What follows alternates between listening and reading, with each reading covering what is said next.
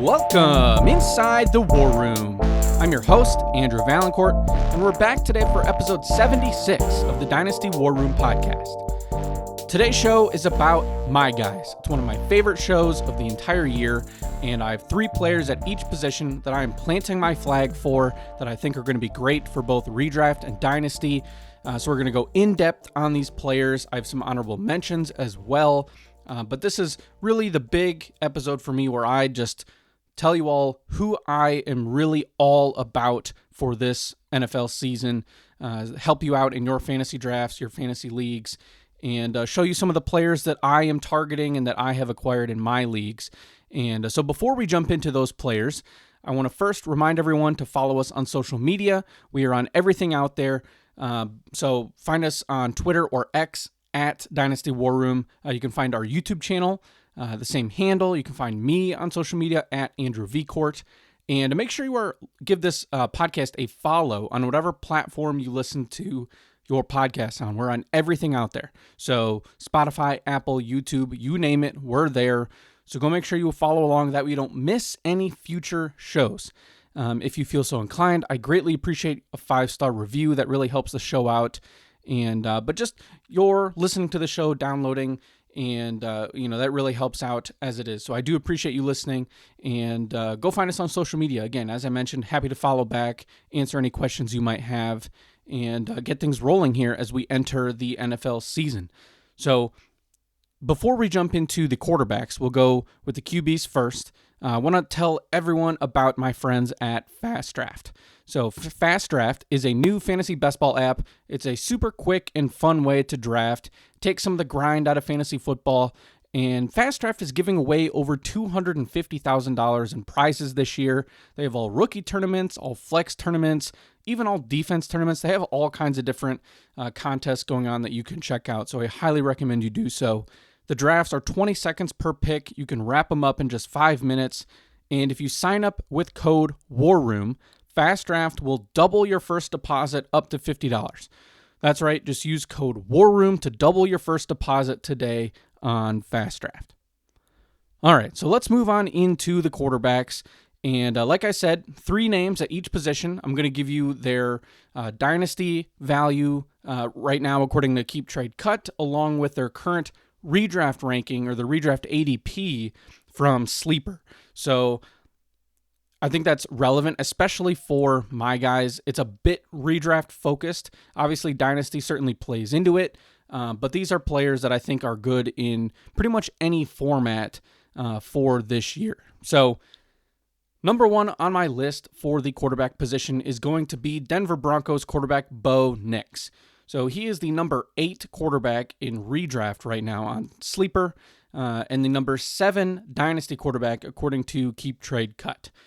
And Bo Nix is someone that he's going at the 6-7 turn in a 12-team redraft league on Sleeper. So I think that's pretty solid value because I think he possesses the upside to, enter that top 5, top 6 QB range this year because he does run the ball as well. He's not just a pocket passer. And so we've seen over the years that the quarterbacks that truly break into that upper echelon, the Lamar Jacksons, the Josh Allens, the Jalen Hurts, they run the ball a lot. Now, I don't think Bo Nix is going to run the ball as much as those 3, but he also doesn't cost nearly as much. And he still is a quarterback that can give you, that top 5 upside, certainly top 10. And I think he's a relatively safe option. Second-year quarterback. He had a really, really nice rookie season. He's got an upgrade in the backfield with R.J. Harvey, J.K. Dobbins.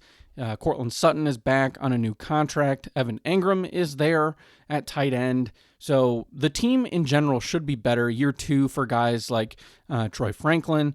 Marvin Mims has had a bit of a breakout in a way.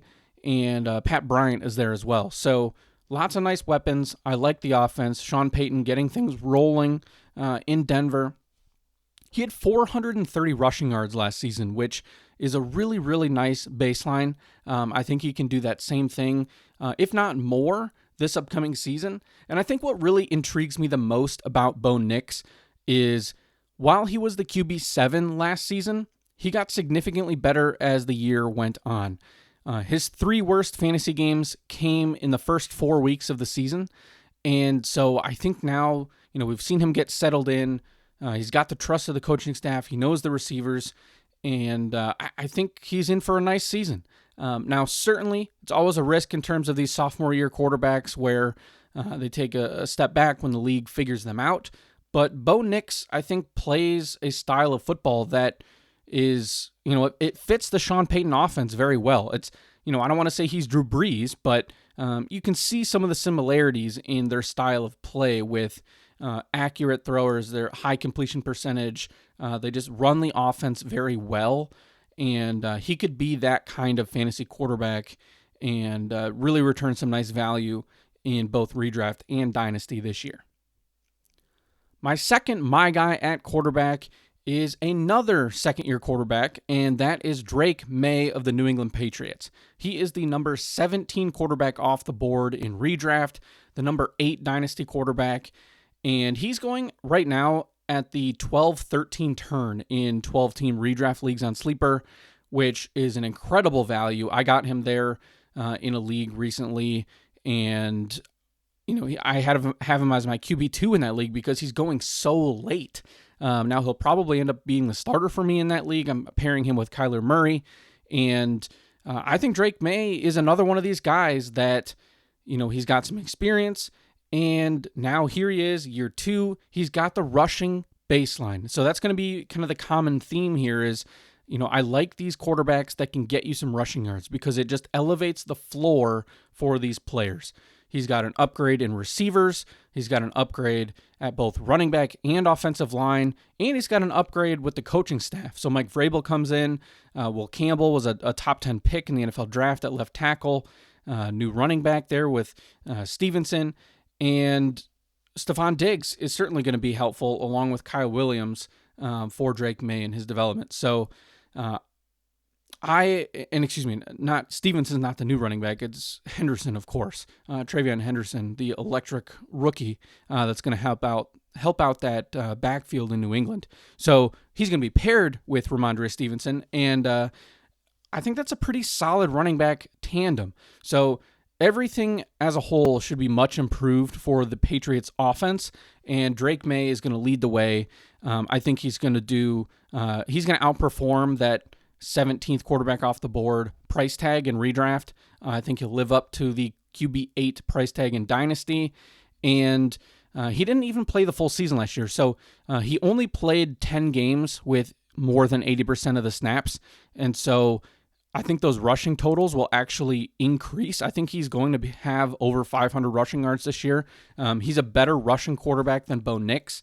And it wouldn't shock me if he tops 600 yards in this offense. So I like Drake May. I'm all aboard the hype train for him. And I really just in general love this second-year quarterback class between Nix and Drake May. I think there is certainly the potential still there for Caleb Williams, Michael Penix Jr., and obviously Jaden Daniels. This could go down as one of the great quarterback classes of all time when it's all said and done. And a lot will come down to the next player on my list. We have another second-year quarterback that is making my guy list at the QB position.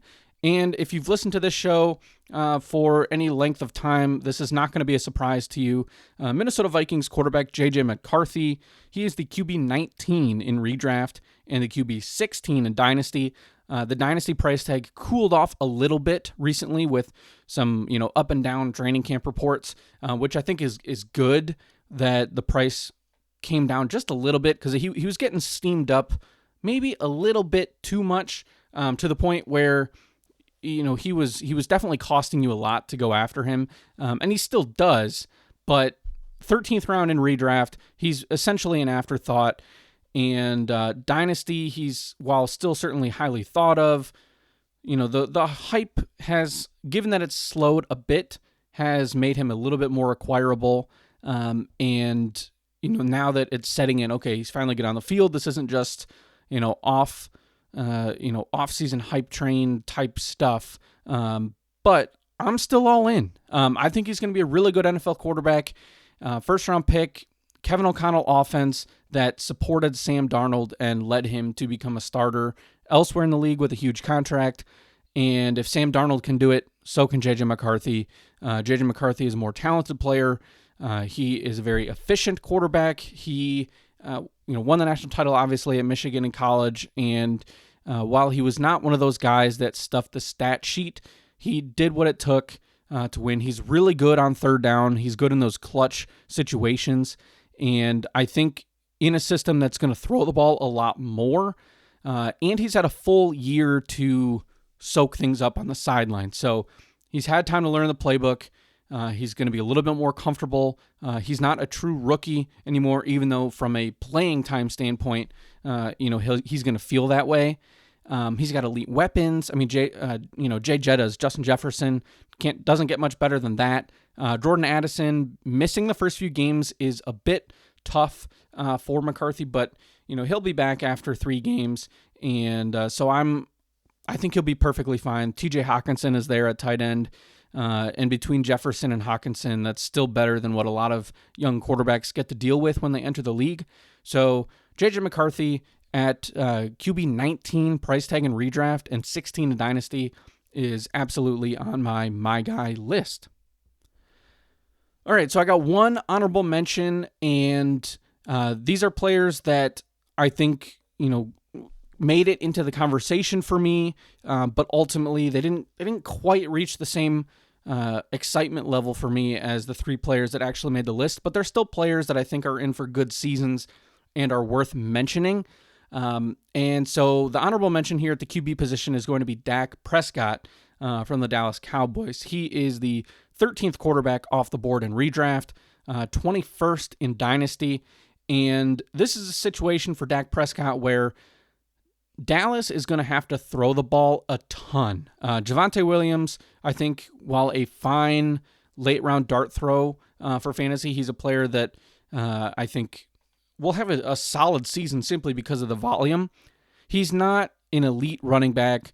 They don't have a lot of depth at that position. This is something where it's going to be CeeDee Lamb, George Pickens, and Dak Prescott just airing the ball out, because who knows how good that defense is going to be, especially if their star player, Micah Parsons, is not out there on the field. So Dak is going to throw the ball a ton. He's been a very good fantasy quarterback throughout the years. The only times that he has struggled are the years where he ends up injured. So at QB 13 and 21 in Dynasty especially, I think he still has a good 5 years at least as a solid NFL quarterback. I think he is significantly undervalued right now. And so I think he is absolutely worth the honorable mention on this show. All right, so let's shift gears over to the running back position, where one player is on this list that also was on this same show last year. And this is probably a player that he might be my favorite player overall in fantasy right now, given his current draft cost. I am going to take him everywhere I can in redraft. I have him in a boatload of dynasty leagues. He might be up there as one of my most rostered players, and that is Cincinnati Bengals running back Chase Brown. He is the RB12 in redraft and the RB10 in dynasty, and he's a third-round redraft pick right now. I got him in the middle of the third round in a redraft league I did recently, 12-team league, and I think that's incredible value. I think he is easily worth being a second-round pick. And frankly, I would not be shocked if he's a top 5 running back this year. He is in an insane offense, an awesome situation just in terms of the offense being great, defense being terrible. They're going to have to score a ton of points, and he was great last year. So I have him as my number 8 overall running back this year. I have him ahead of Bucky Irving, ahead of Jonathan Taylor, ahead of Josh Jacobs, Kyron Williams, Breece Hall. I think he's really only behind those true big name studs, the Bijans, the Jahmyr Gibbs, Saquon. I do have him behind Ashton Genty, Devon Achane, Derrick Henry, Christian McCaffrey. But you get the idea. I have him right in the mix as an elite running back. I think he has number 1 running back overall potential, certainly top 5 potential, because he's going to get a huge workload, and he doesn't really have competition. There's not going to be a lot going on there. And, Samaje Perine is not somebody you need to worry about. He'll take a couple passing downs away, but it's not a situation where they're going to split time. And last season, Chase Brown was the RB10, and he didn't even become the full-time starter until week 9. So from weeks 9 to 17, he scored 165 fantasy points, and that was the only span during the season where he had games with more than 80% of snaps. And so in that period, week 9 to 17, with 80% of snaps or more, he averaged 20.6 points per game. That would have been third in the entire NFL behind Saquon Barkley and Jahmyr Gibbs, who were the top 2 running backs last year. And I think that's a preview of what we could expect this year, because I don't think that Cincinnati's defense is going to be any better. They can't even figure out their contract situation with their star player, Hendrickson, on defense, and they couldn't stop anybody last year. They put the starters out in preseason in game 1. They couldn't stop anybody then. So this is going to be Joe Burrow just throwing the ball around to his 2 big wideouts, Higgins and Chase, and then giving the ball a ton to Chase Brown. So he's going to get a lot of opportunities to score, a lot of red zone carries, and he can catch the ball. He's a good pass catcher. So I just love the situation there, and I think he's going to be in line for a really strong fantasy season. My next running back on the list is rookie TreVeyon Henderson. So TreVeyon Henderson, New England Patriots running back, 2nd-round pick. He is the running back 21 in redraft and the running back 7 in Dynasty. So that is a wild split between the redraft and Dynasty communities right now on how to view TreVeyon Henderson. I tend to side with the Dynasty group on this. Now, I don't think he's the RB7 on the year, but he is certainly better than RB21. He's going at the 5-6 turn in redraft in a 12-team league. I think that is way too late. I think he could certainly should be a solid 4th-round pick. But if you get him in the 5th, I think that's still very good value. And he's going to be on the field a lot, because not only is he just an electric player both in the run game and as a pass catcher, he's also great at pass protection. And so that's a really easy way for early career players, rookies, to get and stay on the field if they can protect the quarterback on 3rd down. So he's going to have that role. We've seen him have a really nice preseason, and of course that's, steamed him up a bit. So that 5-6 turn price tag could turn into more of a solid 5th-round pick by the time, your draft rolls around, if you're drafting this upcoming weekend or, the week leading up to the NFL season. He doesn't fumble the ball. That's something that has been a problem for Ramondre Stevenson, and so that is going to help him as well to stay on the field. And then we talked about the improved offense as a whole when we discussed Drake May, and the same situation applies here to TreVeyon Henderson. So everything there is in place for him to be a good running back for fantasy this year. I would expect him to be probably an upper tier running back 2. I'm not worried about Ramondre Stevenson. I think that Henderson is going to be the guy that you want, and Stevenson is going to be more of a handcuff, and that's pretty much it. So the 3rd running back on this list, I had a really tough time deciding who I actually wanted this 3rd player to be. I felt very good about Brown and Henderson. I had a few players that I was cycling through, and I went back and forth. I actually switched them. I put one of these guys down as an honorable mention. And then today, before the show, I almost switched them back, decided to keep it as is.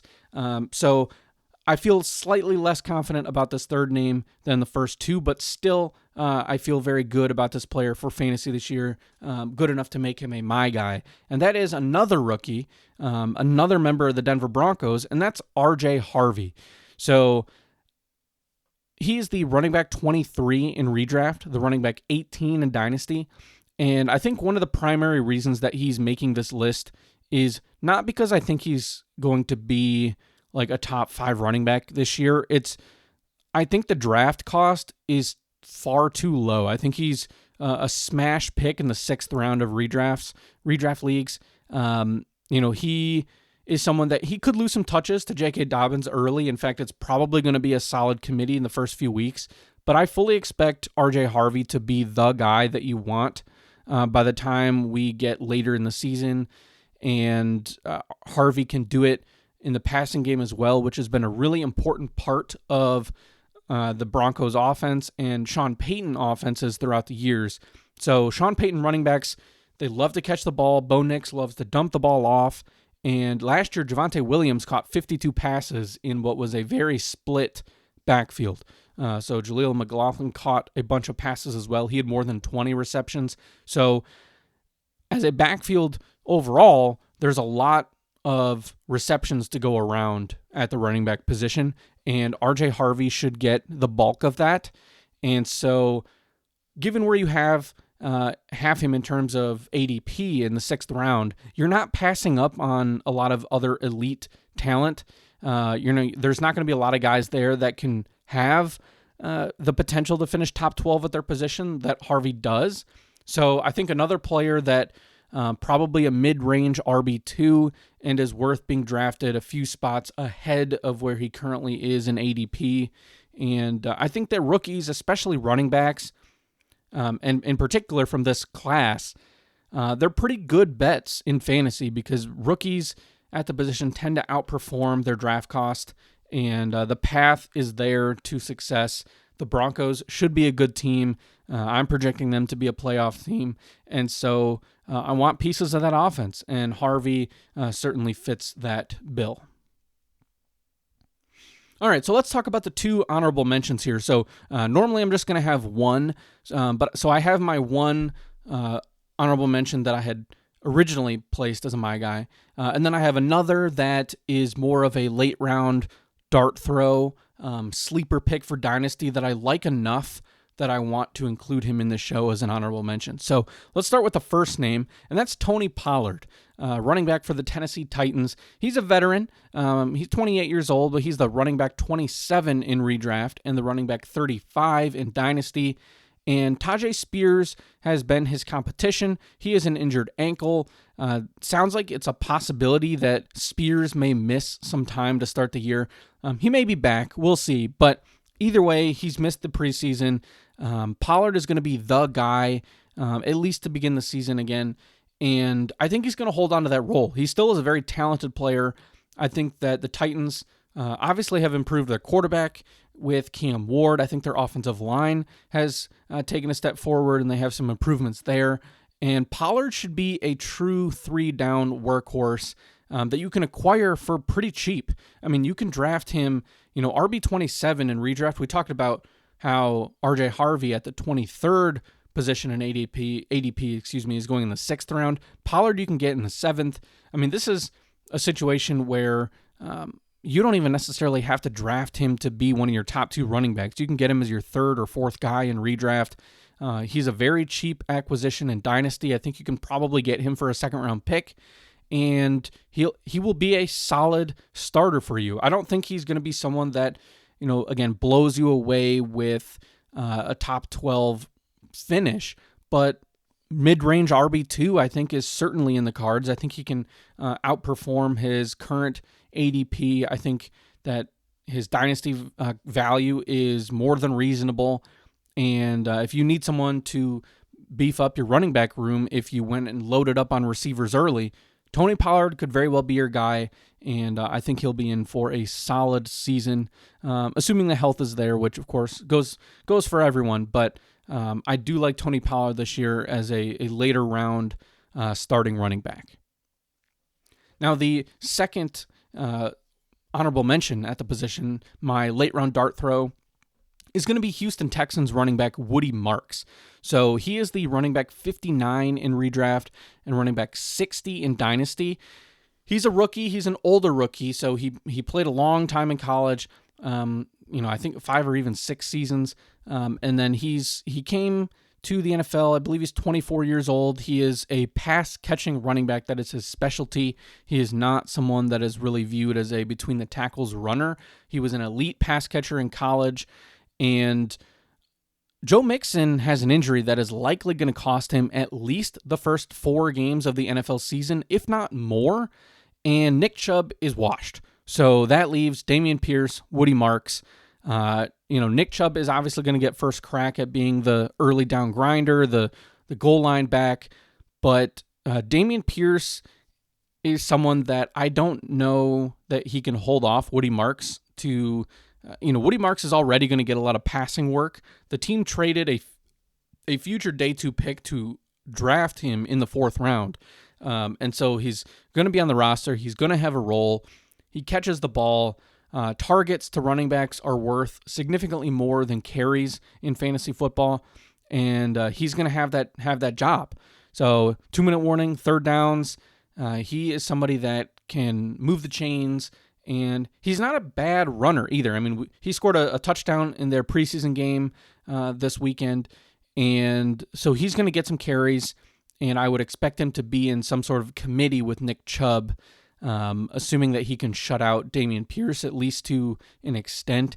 It is possible that it's just a giant mess at the position, a true 3-man rotation, and then Mixon comes back, and it's just a huge mess. And that's why he's only an honorable mention. He's not an actual my guy.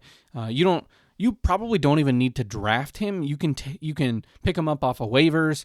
You can take him with the last pick of your draft.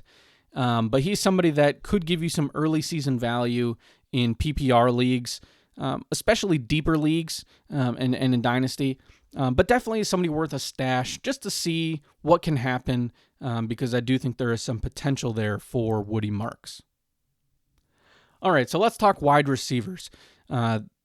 The first name on my guy list is going to be Atlanta Falcons wide receiver Drake London. He is the wide receiver 10 in redraft, the wide receiver 8 in Dynasty. So he's already very highly thought of. So he's a second-round pick in redraft. He's somebody that you're going to have to take very early in Dynasty startups as well. He was the wide receiver 5 last year.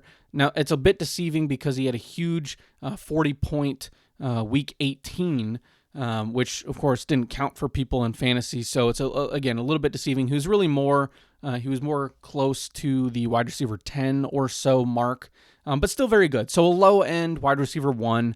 I think that he will be more of a mid wide receiver 1 overall this year. So I think he'll be more, I think he could finish very well at the wide receiver 5 spot again, but have it be more spread out throughout the season to help you a little bit more for fantasy.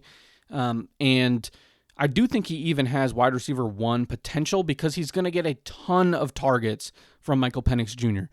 If you only take the handful of games that those two played together last year, he would have been on pace for a whopping 2,100 receiving yards, according to Sports Illustrated. So obviously that is probably not going to happen, but just kind of goes to show that there is definitely some chemistry there, and that he should be in for a very big year. He's also an elite red zone threat. So not only is a possession receiver, a first down guy that can go out and get 12 targets a game and 100 yards, he's also somebody that's going to score touchdowns. So he's a big body receiver. He moves well, and he's a good route runner, elite separator. And so Drake London is somebody that I am all about. Happy to take him at his price, if not even a couple spots sooner. And I think he's in line for a very big year for Atlanta.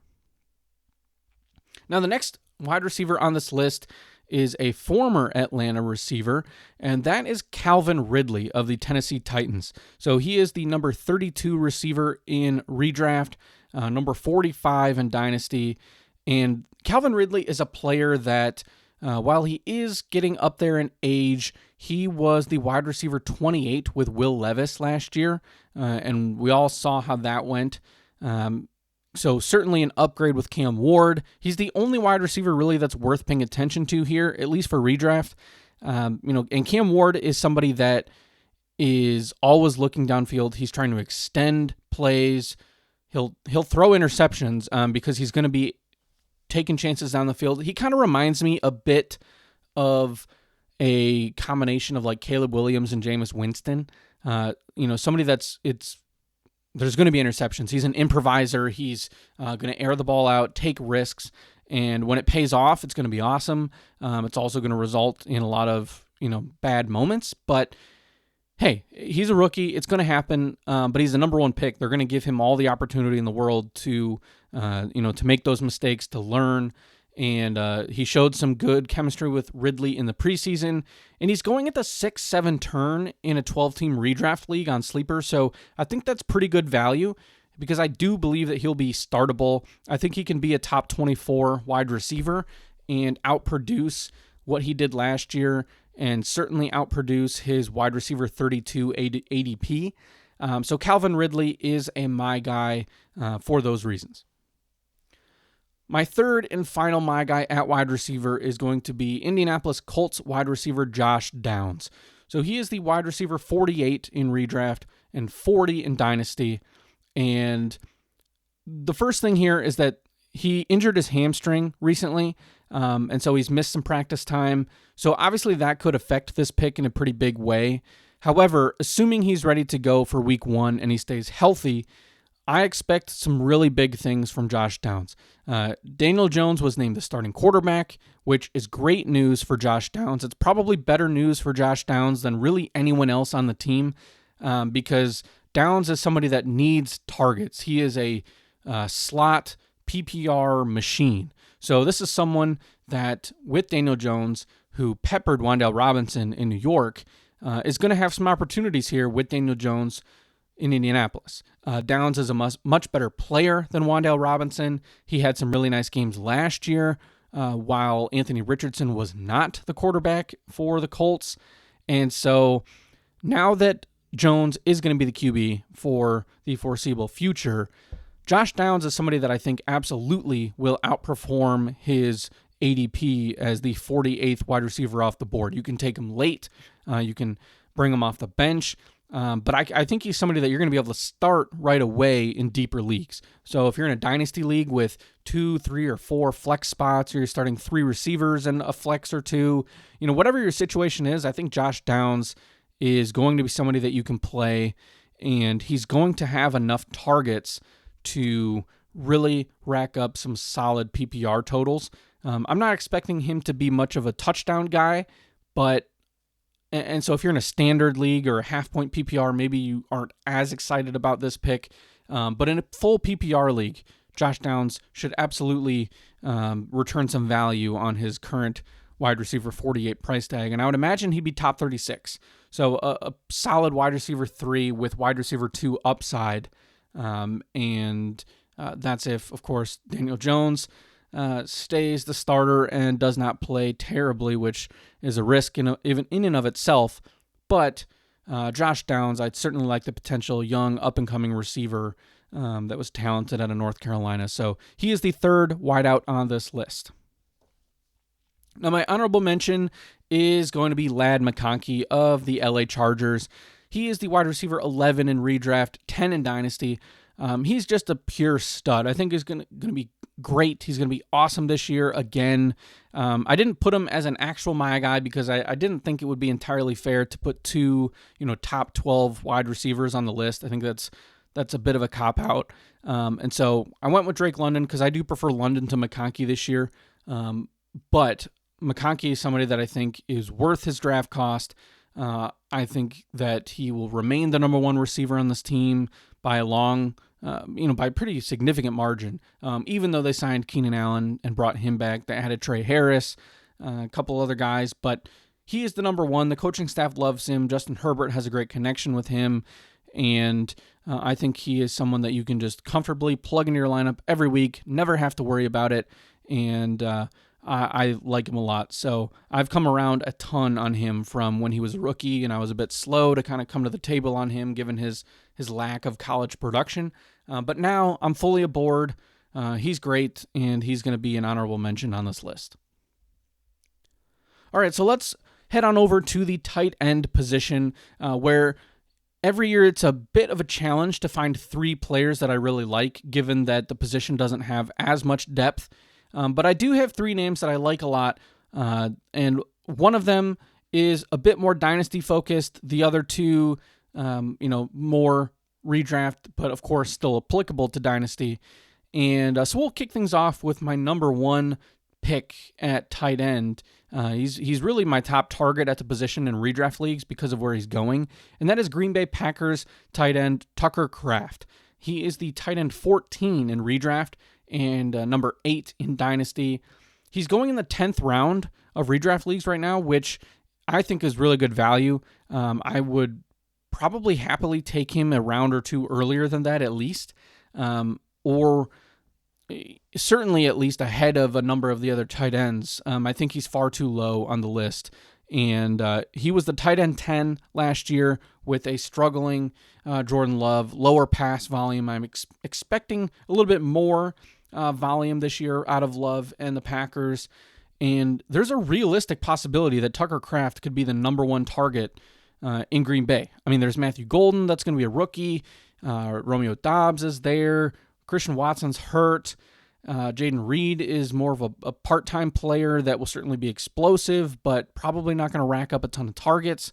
And so I think enter Tucker Kraft, who's going to be on the field all the time, and he's a good after-the-catch guy, and he's going to score some touchdowns. So I really like Tucker Kraft. I think he's a really, really good value at the tight end 14 spot in redraft, and I would say last year would qualify as a breakout for him, but this year could truly be like taking that next step into being an elite tight end.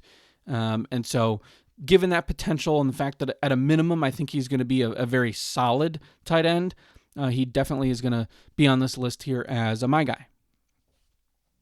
All right, now the next player on this list is Colston Loveland, Chicago Bears rookie tight end. And he is the number 12 tight end in redraft, number 5 in Dynasty. And while I certainly am fine and am good with the RB5 or tight end 5, Dynasty price tag, number 12 in redraft is, I think it's fine. I think that part of the problem I have is that I have Tucker Kraft ahead of Loveland in redraft. So I think 12 is fine for Loveland. It's probably where he belongs. It's Kraft that should be significantly earlier. But rookie tight ends have finished number 1 overall at the position 2 years in a row. I'm not expecting that this year, but it shows you how the landscape has changed at the position for rookies. And so Colston Loveland, Tyler Warren, I like them both a lot.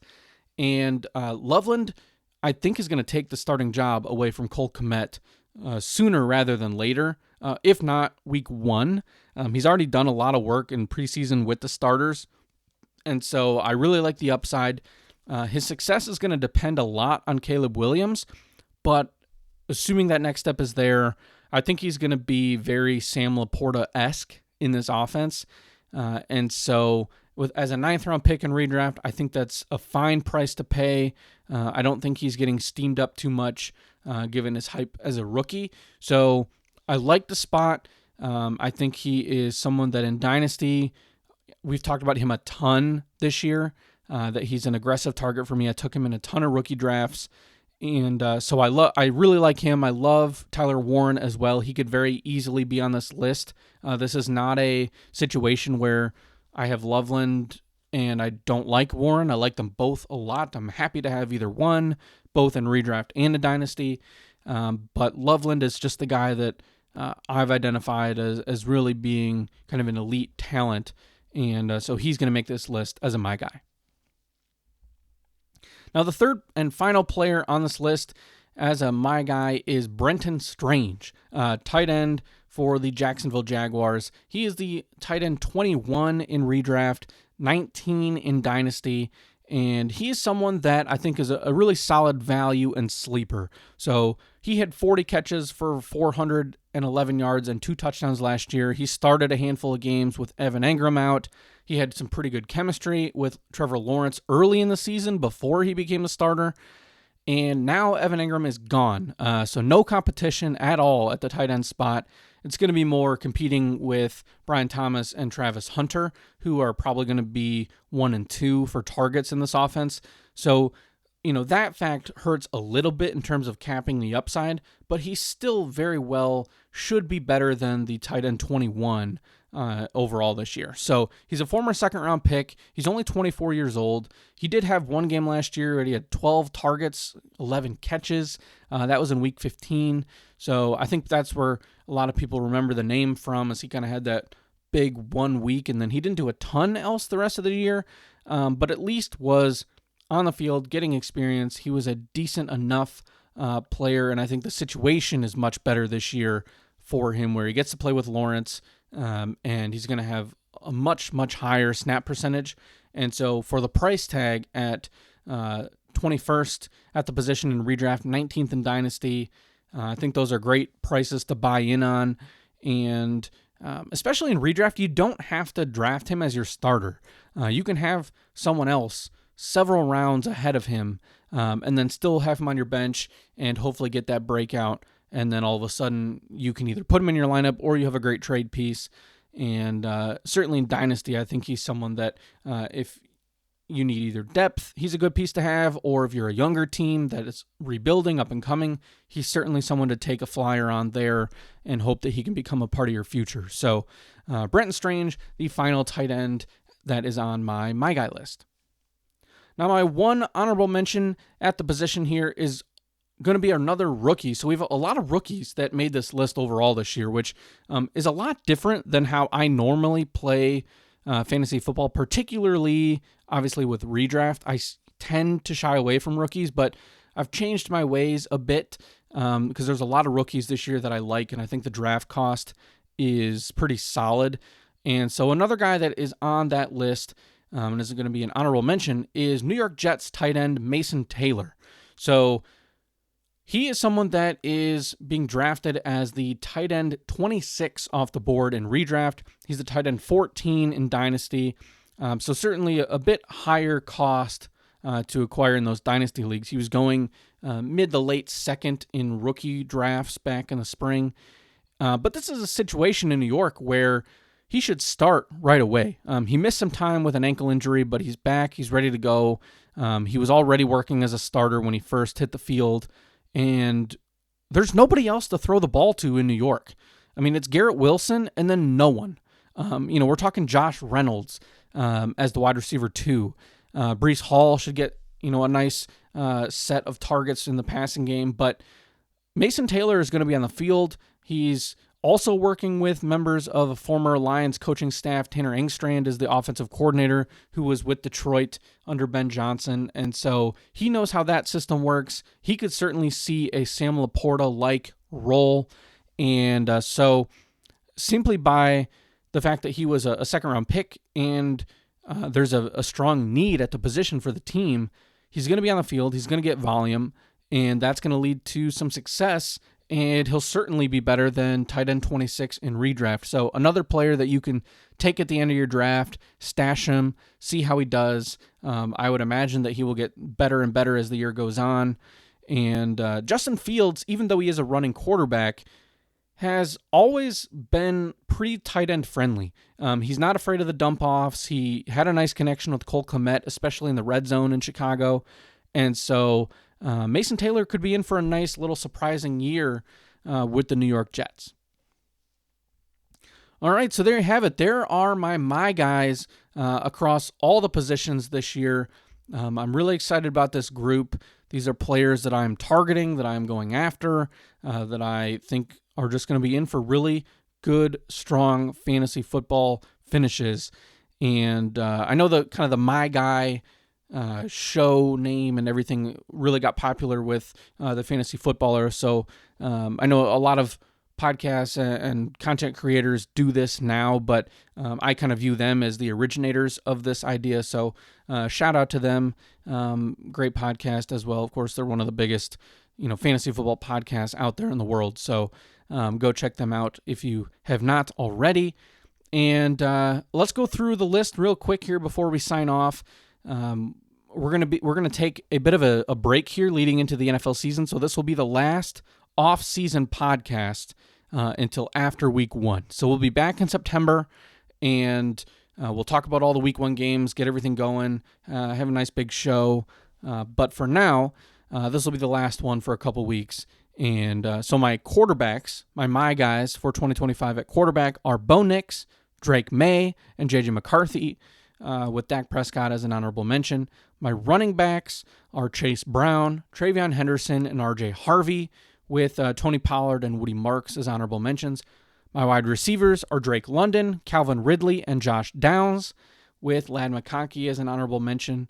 And then at tight end, Tucker Kraft, Colston Loveland, and Brenton Strange, with Mason Taylor as my honorable mention. So there you have it. Thank you very much for tuning in. This is one of my favorite shows to do, so I enjoy talking about all these guys, and I want to thank you for tuning in. I appreciate it, and we will talk to you all in the next show. This is the Dynasty War Room Podcast. I'm your host, Andrew Valancourt, and I hope everyone enjoys Week 1 of the NFL season.